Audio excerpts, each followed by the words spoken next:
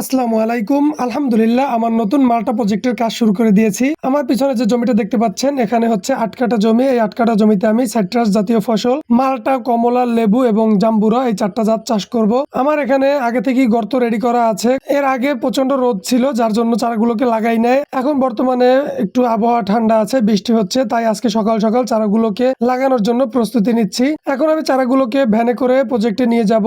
এই মাল্টা চারা চাষ করার জন্য 15 দিন আগে গর্তগুলোকে রেডি করে রাখতে হয়। চারাগুলোকে ভ্যানে সাজিয়ে আমার প্রজেক্টের সামনে চলে আসলাম। এখন ভ্যান থেকে চারাগুলোকে নামিয়ে ক্ষেতের ভিতরে নিয়ে যাব।